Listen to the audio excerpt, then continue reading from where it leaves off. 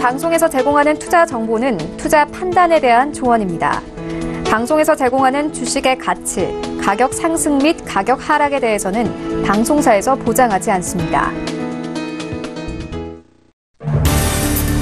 시청자 여러분 안녕하십니까. 오늘장 내일장 일부 출발하도록 하겠습니다. 서정덕입니다. 양시장이 오늘 월요일부터 기분 좋게 올라주고 있는 상황입니다.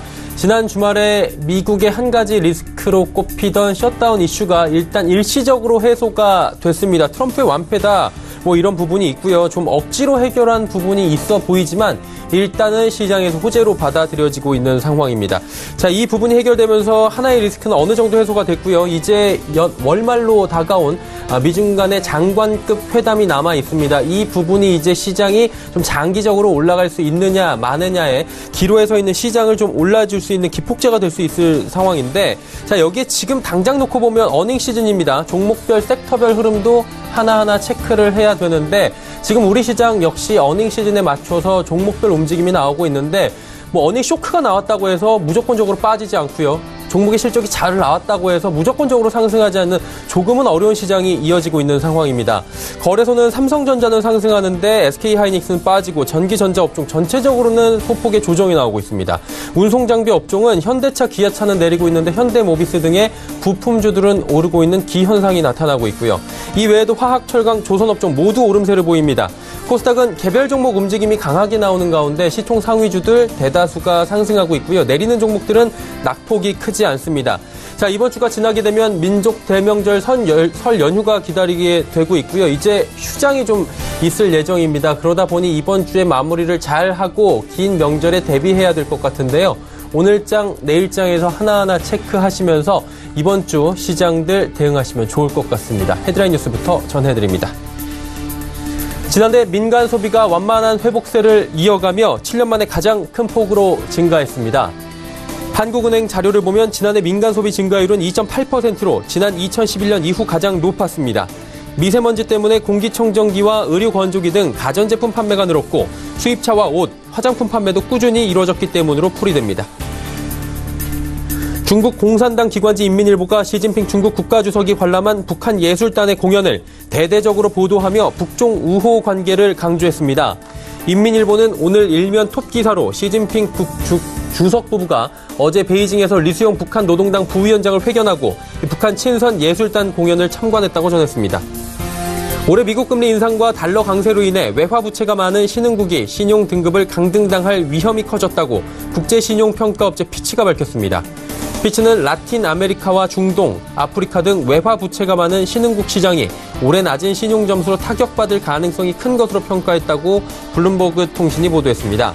피치는 올해 미국 연방준비제도의 금리 인상과 달러화 강세가 지속될 것으로 내다보며 달러로 돈을 빌린 국가가 타격에 가장 많이 노출된 국가라고 설명했습니다. 롯데와 신세계 등이 참여한 한국 미니스톱 매각 입찰이 사실상 무산된 것으로 보입니다. 한국 미니스톱 지분 76.06%를 보유한 일본의 유통회사인 이온그룹은 지난해 11월 시작한 매각 작업을 중단하고 미니스톱을 계속 운영하기로 한 것으로 알려졌습니다. 입찰에는 편의점 세븐일레븐을 운영하는 롯데가 가장 높은 입찰가를 적어내며 적극적으로 나선 것으로 알려졌는데 매각이 무산되며 CU와 GS25의 2강 구도가 유지될 전망입니다. 국내 증시 흐름 이어갑니다. 코스피는 상승 흐름 이어갑니다. 어느새 지수는 2187포인트대까지 올라왔고요. 2200포인트대까지도 13포인트도 채 남지 않았습니다. 빠르게 지금 지수 올라오고 있는데 하루간의 흐름 정리합니다. 자, 보시면 2177포인트 저점이고요. 고점 현재 포인트 부근입니다. 2187포인트대까지 올라왔고 장중 고점 저점은 큰 변동은 없습니다. 오늘 변동폭은 크지 않은 가운데 어느 정도의 섹터의 이동이 있는 상황이고요. 수급 주체 만나보도록 하겠습니다. 자, 수급 보시면 외국인이 또 사주네요. 1969억 원.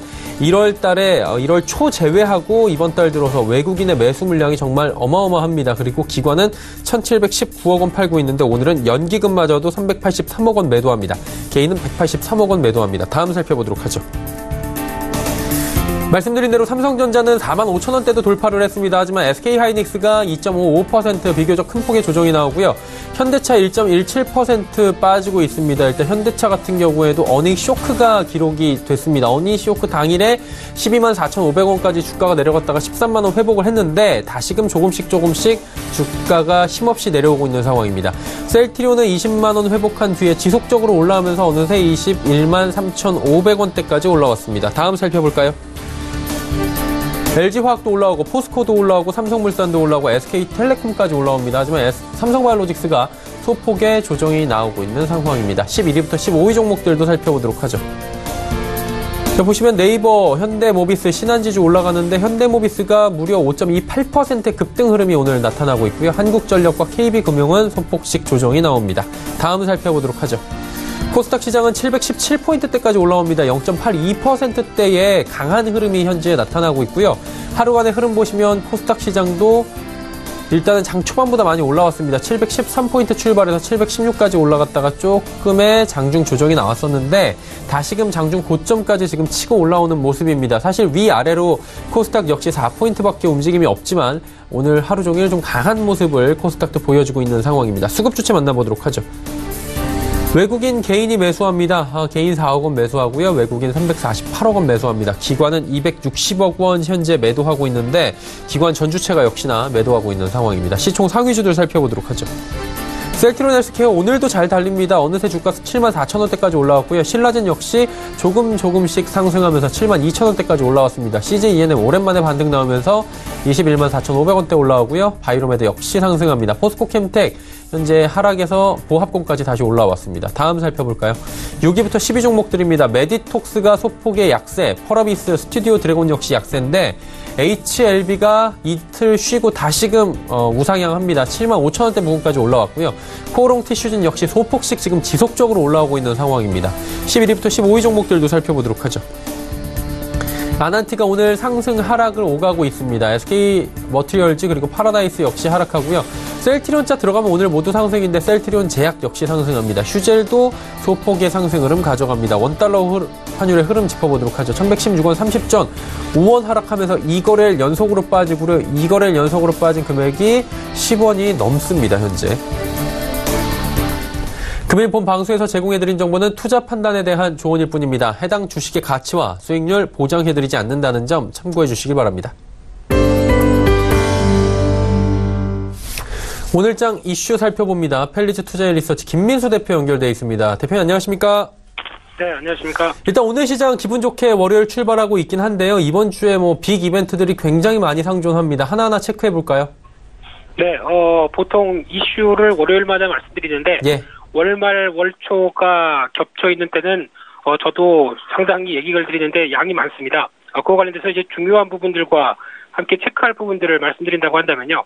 일단 이번 주 1월 29일 화요일 날 같은 경우 영국의 브렉시트에 위한 이제 플랜 B에 대해서 의회 표결이 이어질 걸로 보여지고 있는데 무엇보다 시장에서 예견하는 부분들은 일단 플랜 B와 관련된 영국 관련돼서 하드보더죠. 이쪽을 피하기 위해서 EU 관세 동맹에 잔류할 가능성들 이쪽에 대해서 무게를 삼는데 최근 들어서 파운드화가 강세를 보이고 있습니다. 그런 상황 속에서 이제 또 브렉시트가 그냥 유야무야해서 남는 쪽으로 가는 게 아니냐 그런 관점들도 상당히 크다고 봐야 될 것 같고요. 또는 두 번째로 미국의 같은 날 1월 소비자 신뢰지수가 발표될 텐데 셧다운에 대한 여파가 영향을 끼쳤는지 확인해야 될 것 같고요. 또 하나 미국의 12월 상품 수지 관련돼서 무역 수지와 관련된 부분들 쪽에서 그래도 트럼프 대통령이 계속 무역의 불공정함을 개선시키겠다라는 쪽으로 드라이브를 걸고 있는데 작년 하반기부터 계속 안 좋아지죠. 이에 따른 부분들의 개선된 부분들이 이어지는지 확인해야 될 것 같고요. 또한 1월 30일 날 수요일 날은 중요한 미국의 FOMC 회의 결과가 발표됩니다. 그런데 연방기금 선물금리의 동향을 보게 되면 현재 기준금리가 2.25인데 올해 12월이 2.5, 내년은 2.39로 나온다고 보게 되면은 올해 1회 금리 인상을 하고 내년은 금리를 하락할 가능성이 있지 않느냐라는 부분들이 반영되어 있다는 점과 함께 관련된 동향들을 언급하는 부분들 또 중요하게 보셔야 될 것 같고요. 두 번째로 미국의 4분기 GDP 예비치가 발표될 걸로 보여지고 있는데 작년 3분기가 정점으로 계속 수치는 낮아질 것이다라는 기대가 우려감이 이어진다고 봐야 될 것 같고요. 그 밖에 류허 부총리가 방미를 통해서 미중 무역 분쟁에 대한 어떤 분기점의 역할을 하는지 중요하게 보셔야 될 것 같고요. 4분기에 또 한국의 1월 기업 경기 실사 지수가 발표가 될 예정입니다. 1월 31일 날 목요일 날 같은 경우는 한국의 12월 및 연간 산업활동 동향이 발표될 텐데 주식하시는 분들이라면 꼭 챙겨봐야 될 지표겠죠. 그와 관련된 산업 관련된 전반적인 얘기들 체크해야 될 것 같고요.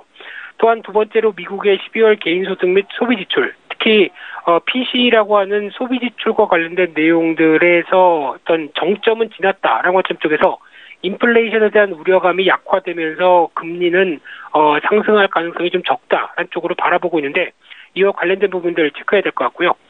또 하나 장중에 1월 중국의 제조업 PMI가 발표될 예정인데 지금 예상은 4.9대 지금 5.0에서 내려가기 시작한 부분들 쪽에서 오히려 여러 가지 변화가 계속 나오는지 그런 들 체크해야 될 것 같고요. 2월 1일 날 금요일 날 같은 경우는 월 초에 이어지는 미국의 1월 고용 동향 보고서 지금 현재 실업률은 소폭 올라갔을 걸로 보여지고 있는데 그와 관련된 부분의 파장들 생각해야 될 것 같고요. 또 하나 1월 ISM 제조업 지수와 1월 자동차 판매가 미국에서 발표가 될 예정인데 ISM 제조업 지수는 생각보다 작년 4분기에 좀 주춤했던 모습들 쪽에서 확장세로 다시 바뀌지 않을까라는 쪽으로 바라보고 있는데 이에 따른 변화들 체크할 필요가 있다. 이렇게 보여지고 있습니다. 이번 주에 주요 기업들의 실적 발표도 예정이 돼 있을 텐데 어떻습니까? 네, 지표와 함께 주요 기업들 실적 발표 속에서 또 주목할 이슈들이 많은 상황들인데요. 일단 1월 29일 화요일 날 같은 경우는 무엇보다 미국의 애플 실적이 발표됩니다. 그에 따른 IT주의 전반적인 차익 매물을 불러일으킬지 아니면은 기존의 기대감이 낮았던 만큼 상대적으로 선전할지에 대한 가장 중요한 실적의 변화를 지켜보셔야 될 것 같고요.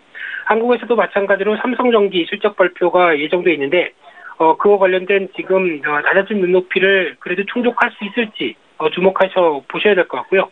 1월 30일 날 수요일 날도 미국의 기술주의 대표인 페이스북, 마이크로소프트가 실적 발표가 예정이 돼 있고요. 그 밖에 전기차 관련된 모멘텀이 계속 유효한지에 대한 테슬라 실적 발표 체크하셔야 될 것 같고요. 그 밖에 한국의 포스코 실적을 눈여겨보실 필요가 있는데 중국의 경기 동향과 관련돼서 또 민감한 실적 부분에 관련된 부분들 얘기가 나올 가능성이 높기 때문에 주의해서 봐야 될 것 같고요. 1월 31일 날 목요일 날은 국내 회사들의 대표적인 회사들이 대거 실적 발표를 하는데 대표적으로 SK이노베이션, 삼성바이오로직스 그리고 현대중공업 같은 경우가 눈여겨보실 필요가 있는데 오늘 조선주가 좀 강하죠. 그와 관련해서 수주가 계속 빨라지기 시작하면서 마찬가지로 턴어라운드 기조도 같이 올해 2분기로 예상되고 있는데 좀 더 속도를 낼 수 있는지에 대한 변화를 확인하는 것도 중요하지 않을까 그렇게 보여지고 있습니다. 네, 알겠습니다. 펠리즈 투자앤리서치 김민수 대표와 이야기 함께했습니다. 고맙습니다. 네, 감사합니다. 네, 이슈 칼럼 이어집니다.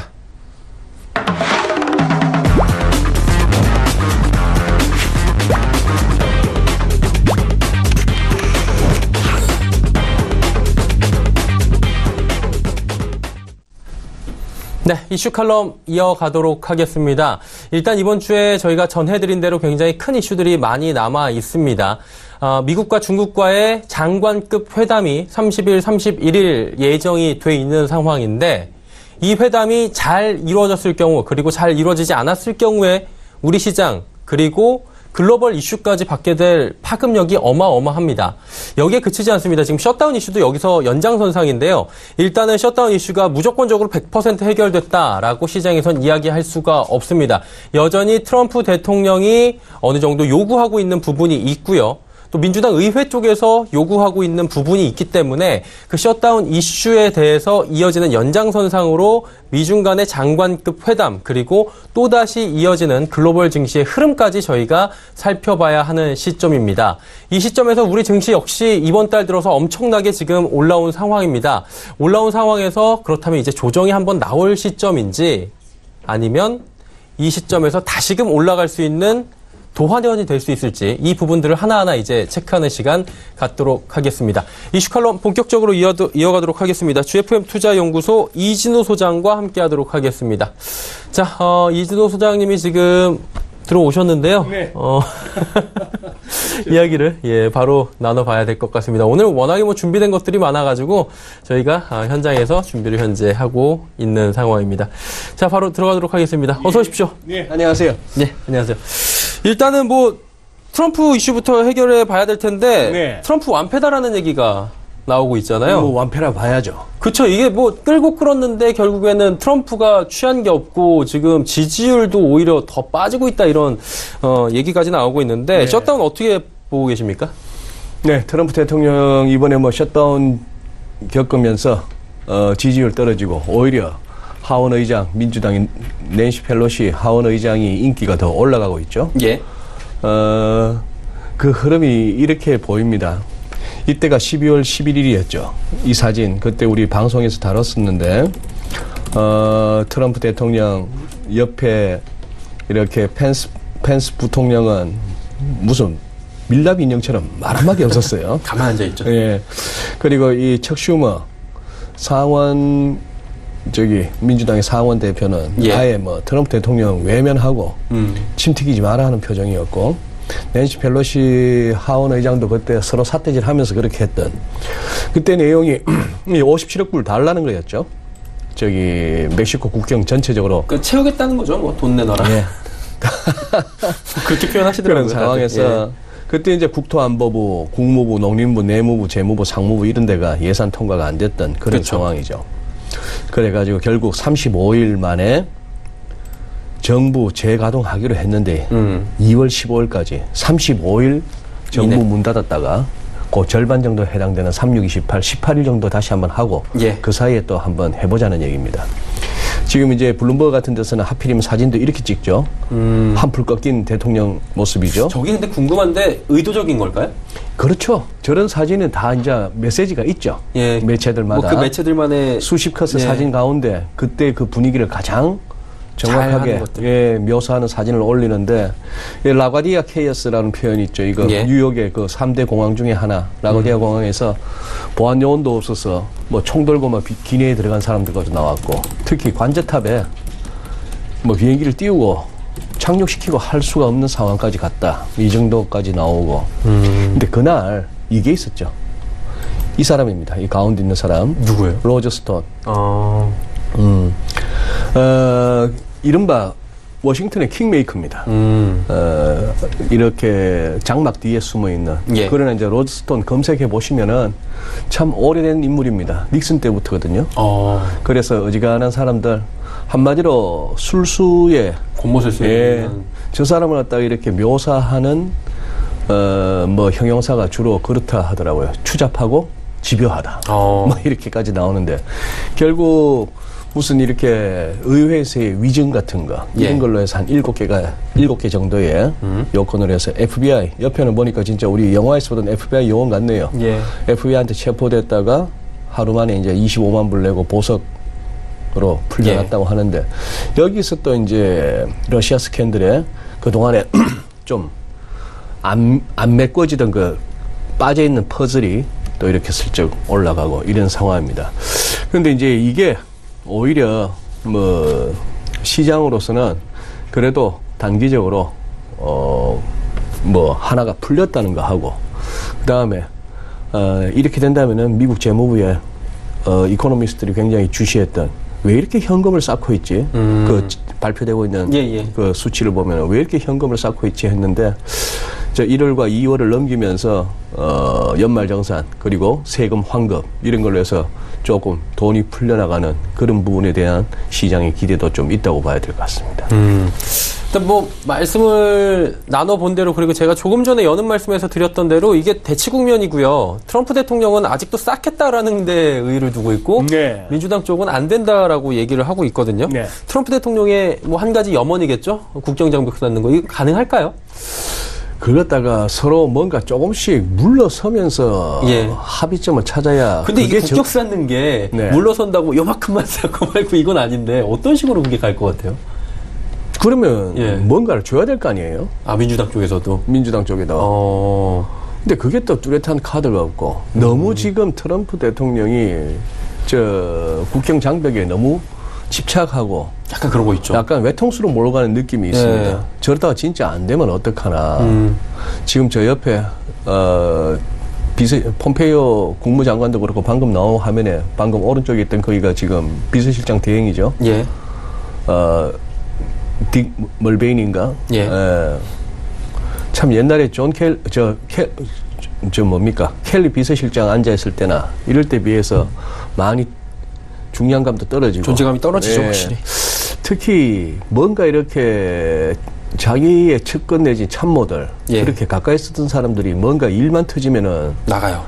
손절치듯이 아니면은 도마뱀 꼬리 자르듯이 그리고 뭐 트위터에다가 무슨 뭐 무능했다는 둥 이런 식으로 욕을 해대는 트럼프 대통령이라면은 지금처럼 저렇게 어떻게 보면 사면 초과인데 저기서 누가 과연 제대로 된 어떤 정책 제안을 하겠으며 뭐 대통령 눈치만 보고 있지 않을까 싶기도 하고요. 얼굴 많이 상했네요 보니까. 보기에는 지금 이 워싱턴도 추울 텐데 지금 플로리다 가서 공이나 치고 있어야 될 사람이 그걸 못하니까 일종의 지금 트럼프 대통령도 프리루틴이 무너진 겁니다. 옛날에 그 황제 골프 황제 그 타이거 우즈도 그때 집안 사업 어수선하고 이럴 때 이른바 프리루틴 무너지니까 공안 맞는 거 보세요. 별로 이렇게 트럼프 대통령 지금 정치력 그다지 이렇게 신뢰가 안 갑니다. 지금 일단 한 3주 정도 시간은 벌었습니다만 그 다음에 3주 후에 과연 지금보다 더 나은 결과를 도출해낼 것인가. 괜히 말로는 지금 계속 그렇게 엄포를 놓고 있죠. 쌓겠다. 그리고 어나더 셧다운 또 한 번의 정부 폐쇄 뭐 그것도 하나의 옵션이다. 미중 무역 협상 관련해서도 3월까지 우리가 원하는 결과가 안 나오면은 2천억 달러 관세 다시 25% 간다. 뭐 이런 식으로 하고 있어서 말이죠. 그렇게 점점 이제 느껴야 됩니다. 저기 연준 보고 시장을 느끼라. 필드 마켓이라고 막 그렇게 일갈 했는데 트럼프 대통령도 본인이 느껴야 돼요. 자기가 자기가 그렇게 센 사람이 아니라는 거를 대통령이라고 뭐 다 할 수 있다가 아니고 우리가 알다시피 상권 분리 확실하고 의회 권력이 양보다 잘 돼 있죠. 예, 확실한 그런 미국에서 지금 하원을 갖다가 저렇게 다수당을 뺏긴 상태에서 저렇게 기존에 해왔던 방식만 고수하는 것은 좀 불안합니다. 그 조금 전에 뭐 이야기 자연스럽게 가는데 셧다운을 잠시 좀 접어둔 이유가 이번 월말이죠. 장관급 회담이 미중 간에 연결이 되는데 이게 쉽지가 않은 게 이제 뭐 지난번에 차관급 회담에서는 서로 줄 거 바꿔갖고 뭐 비료도 뭐 무역도 하고 뭐 농업도 하고 그랬는데 이번에는 지적재산권이나 기술이전 강요 사실 제일 이게 첨예하게 갈등 대립이잖아요. 네. 이게 어떻게 잘 될 수 있을까에 대해서 시장에 퀘스천 마크가 굉장히 많던데요. 그러니까요. 일단 류호 부총리가 워싱턴에 건너가는 거는 뭐 그 일정은 잡힌 것 같습니다. 예. 그러니까 그나마 이제 중량감 있는 인사가 가는 거죠. 거기까지는 좋네요. 거기까지는 좋은 거고. 그런데 이제 우리 주말에 접했던 이런 뉴스들을 본다면은 결국 장기적으로 봤을 때 이 미중 무역 전쟁 내지는 무역 협상은 이 슬라이드 한번 보여주시죠. 네, 이게 단순한 돈 문제가 아닙니다. 뭐 중국이 말하듯이 우리 한 6년 동안 1조 달러치 사가지고 당신네들 우리한테 대한 적자 0으로 만들어줄게, 제로로 만들어줄게 이런 걸로 풀릴 문제가 아니라는 것은 이 계속 이 화웨이 같은 거 갈구는 거 보세요. 그죠? 그때 이 멍 완저우 이때 이 체포구금 사건. 체포구금 사건이 캐나다에서 무슨 일이 있어서도 아니고 남미로 가려고 캐나다 공항에서 트랜짓 중에 체포됐거든요. 거기에 대해서 이제 주중 캐나다 대사가 그게 과연 법적으로 타당한가? 그리고 우리는 지금 이란에 대한 제재에 가담하고 있지 않는데 여기 대이란 제재 위반 혐의로 우리가 그렇게 멍완조 여기를 체포해서 미국의 신병을 인도하는 게 타당한가 이런 얘기하다가 결국 물러섰죠. 네, 실현을 했다 이렇게 됐고 그러나 워낙 뭐 캐나다 정국이 들썩거리다 보니까 트리도 총리가 경질했죠. 경질하고 하는 거 뭐 과거 이 스파이칩 사건부터 시작해서 이렇게 쭉쭉 일치월장하는 화웨이 이런 것들 보면은 지금 이 그래프는 화웨이의 스마트폰 판매 추이입니다. 이런 식으로 가면 이제 뭐 요즘 이제 중국에서는 아직도 애플 쓰냐 이런다는 거 아니에요? 애플 쓰면은 페널티 준다고 그러더라고요. 페널티 준다 그러고 또 아마 중국 사람들 사이에서도 일종의 미국으로 인해서 나름대로 애국주의가 지금 전화라도 강한가 봐요, 그런 게. 일어나는 거 있는 거죠. 그래서 아마 장기적으로 봤을 때 이 문제는 계속해서 단기간에 해결될 문제는 아닙니다만 한 가지 시장이 지금 이렇게 잘 가고 있는 거는 지금 양쪽 다 중국도 미국도 힘드니까. 지금은 뭔가 괜찮은 협상 이후 괜찮은 헤드라인을 뽑아야 되는 시점이다 하는 걸 알고 있기 때문입니다. 미국도 뭐 자체가 경기가 좋다고 그렇게 자부했지만 네. 지금 연준 움직여서 이렇게 억지로 돌려버린 거, 그리고 중국도 지금 경기 침체 국면에 들어갔다라는 네. 얘기가 나오니까 어쩔 수 없다는 건데, 이게 그래서 합의가 실패가 되겠냐 싶지만 지금 트럼프 대통령의 여러 가지 발언으로 말미암아 2천억 달러 관세 우리도 부과할 수 있고 더 갈 수도 있다 그러잖아요. 네. 진짜로 이거 3월 달에 부과되게 되고 이번 장관급 협상 안 되면은 이거 미국 중국 얘기가 아니라 글로벌 증시에도 굉장히 큰 타격이 올 것 같은데 이거 어떻게 봐야 될까요? 뭐 워낙에 예측 불가능한 트럼프 대통령이다 보니까 뭐 홧김에 그럴 수도 있는지 모르겠습니다만 과연 국정을 그렇게 홧김을 할 수 있겠느냐? 전 세계에 영향을 미칠 만한 그런 걸 갖다가 그렇게 할 수 있겠느냐라고 본다면은 뭐 그 부분 닥쳐봐야 알겠습니다만 그렇게까지는 뭐 안 하겠죠. 어느 정도 중국이 그 정도는 막을 수 있는 정도의 카드를 들고 유호 부총리가 건너가지 않을까 한번 생각해 봅니다. 어느 정도는 지금 네. 중국이 조금 더 아쉬운 상황이죠. 굳이 따지자면. 그래서 류호 부총리가 네. 지금 날아간 걸로 보고 있고 예. 경제적으로 볼 때는 조금 더 지켜봐야 될 것 같은데 당장 이번 주기 때문에 이번 주 지나면 뭐 어느 정도 다음 주 월요일 정도면 나오는데 다음 주 월요일에 안 나오시네요. 설이네요. 예, 다 다음 주에 얘기를 해봐야 될 것 같습니다. 그러면 FOMC로 뭐 자연스럽게 가보도록 하겠습니다. 이 장관급 회담 전일에 FOMC 회의가 열리는데 기준금리 동결 쪽으로 뭐 시장은 당연히 지금은 그렇게 이야기가 나올 수밖에 없는 거죠. 여기서 뭐 갑자기 올려버리면 올린다면 이거는 뭐 뒤통수 친 거잖아요. 예, 드라마도 막장 드라마죠. 그렇죠. 예, 이 그림이 참 재밌죠. 어느 매체인지는 제가 지금 빠뜨렸는데 이 표현 보세요. 그동안에 이제 연방 기금리 올라온 그래프하고 예. 지금 2.75 아닙니까 상단이. 그렇죠. 네. 자 여기 이 표현 분명한 것은 연준의 정책이 말이죠. 금융시장을 갖다가 드라이빙 몰고 가는 데 있어서 프론트 앤 센터다 말이죠. 결국 많은 변수들이 주가를 비롯해서 금리, 환율 이렇게 막 변화를 갖다가 유발하겠지만 연준만 한 게 어디 있겠느냐 이런 얘기입니다. 자 이렇게 지난 12월 FMC에서 이렇게 얘기했던 이 오토파일럿 500억 달러 한도 내에서 만기가 돌아오는 거 국채와 모기 채권 재투자 안 한다 하는 그게 이른바 대차대조표 정상화 또는 양적 긴축 QT라고 우리가 표현하는 예. 여기에 대해서 무슨 작심한 듯이 이때는 온통 그때 연준이 미쳤어 뭐 연준 너희들 그러면 안 돼 이렇게 압박받을 때 아닙니까? 그렇죠. 그때는 보란 듯이 그렇게 해서 이거는 자동 항법탄기처럼 간다 했던 이것이 어떻게 보면 12월 증시가 그렇게 막 추락하는 그 가장 큰 배경이었던 것처럼 1월 들어서 확 돌았었던 거는 지난 1월 4일 날 이 얘기 아닙니까? 여기서 180도 달라졌던 예. 이 표현들.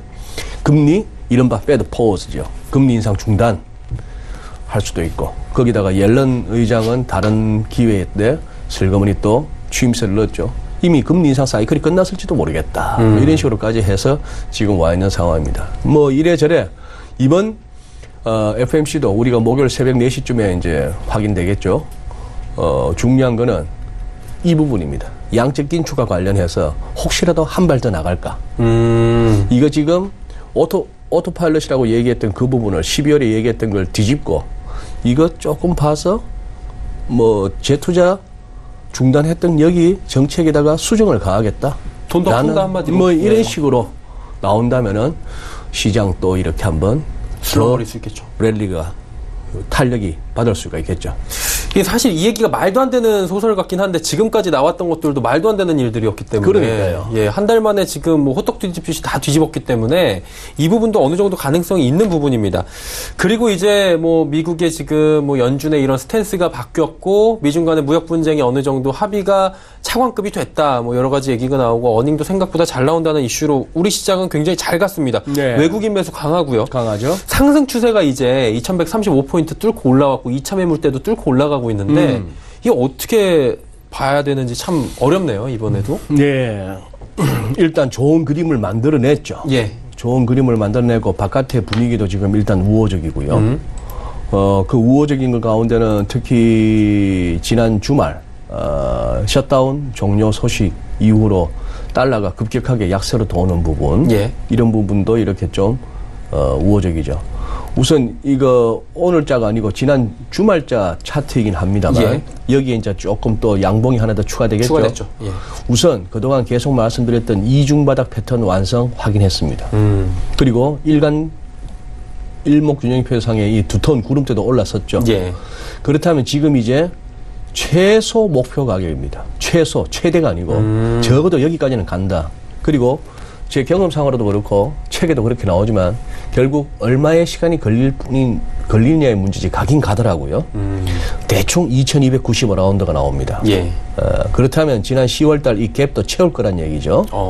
채울 것이고, 그리고 더 고무적인 것은 작년 초에 찍었던 역사적 고점 이후에 이 하락 추세선도 올라서는 그런 랠리가 기다리고 있다는 얘기죠. 예. 그래서 지금 이렇게 이 레벨이 대충 얼마냐? 2290대예요. 2290대인데 또 절묘한 거는 뭔가 하면은 이 고점과 그리고 우리가 작년 12월과 1월 초에 봤던 이 저점의 딱 중간입니다. 그리고 여기서 많은 거래가 이루어져 가지고 여기가 단숨에 돌파되기는 쉽지 않은 레벨이라 하는 것도 직관적으로 이해될 수 있는 엄청나네, 그런 상황이죠. 그래서 아마 가지는 않겠는가 하는 생각이 들고, 오늘도 지금 뭐 코스닥 코스피 할 것 없이 하락 종목수, 상승 종목수 체크해 보신다면은 거의 뭐 양분되고 있죠. 예.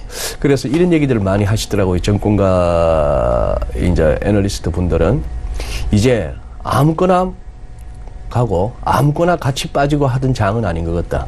이른바 패시브가 아닌 액티브 장으로 온 것 같다. 가는 종목만 가는. 그런데 지수는 오르는. 그러니까 지수가 오르는 와중에 어느 종목이 갈 것인가 하는 부분이 이제 어려운 상황이죠. 그렇다면은 이럴 때는 차라리 또 우리 개인 투자자 입장에서는 저로서는 그럼 어느 게 가는지를 어떻게 아느냐 하는 부분이 어렵다면은 그냥 지수를 사는 것도 방법입니다. 하나의 뭐 지수 선물 거래를 통한다든지. 예. 이런 식으로 대응하는 것이 맞지 않을까. 외국인들 삼성전자 사는 거 보면은 또 희한해요. 그 뭐가 갑자기 금년 1월 20일까지의 수출 실적 발표 봐서는 반도체 수출도 확 떨어져, 대중 수출도 떨어져, 이래서 쇼크를 주기도 했습니다만. 예. 그럼에도 불구하고 또 길길이 뛰고 있죠. 오늘 삼성전자는 가는데 하이닉스는 또 못 가죠. 못 가요. 뭐 이러니까 네. 장이 이렇게 어려워진 겁니다. 뭐 반도체가 다 같이 가요도 아니고, 필라델피아 반도체 지수가 올랐다고 해서 우리 국내 반도체 주가 다 같이 가는 것도 아니고. 그렇죠. 무슨 뭐 북미 뭐 2차 정상회담 건이 있다고 해서 한때 풍미했던 그 대북 경협주가 가는 것도 아니고. 맞아요. 뭐 그런 상황이죠. 여기다 뭐 정치 테마주 이런 거를 우리가 언급할 그건 아니고, 그런 거는 뭐 그들만의 리그니까. 그러니 한 가지 특징은 그거죠. 지수는 올라갈 것 같은데 어느 업종, 어느 종목이 갈지는 잘 모르는 좀 그런 시장 성격으로 파악됩니다. 옛날에는 이게 오른다 그러면은 그냥 묻지 마라고 해갖고 제약바이오가 간다 그러면 제약바이오 중에서 아무거나 사도 어느 정도 가는 시장이었는데 네. 그것보다는 이제 선별적으로 움직일 확률이 높다 보니 차라리 잘 모르겠다면 지수가 상승하는 쪽에 조금씩 움직이는 것도 괜찮겠다. 결국은 예. 조금 더 노골적으로 말씀드리면 그 와중에도 가장 큰 손이고 영향력 있는 외국인들이 어느 종목으로 가느냐? 끌어올리느냐 지수를, 이게 또 하나의 방향성이 방향이죠. 네. 수급 잘 보시라라고 마지막에 또 체크를 해주셨습니다.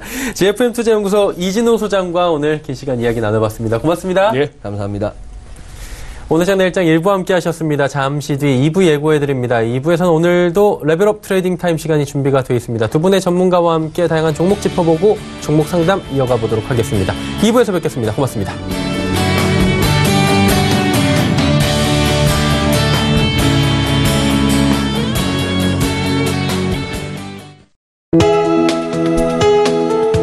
방송에서 제공하는 투자 정보는 투자 판단에 대한 조언입니다. 방송에서 제공하는 주식의 가치, 가격 상승 및 가격 하락에 대해서는 방송사에서 보장하지 않습니다.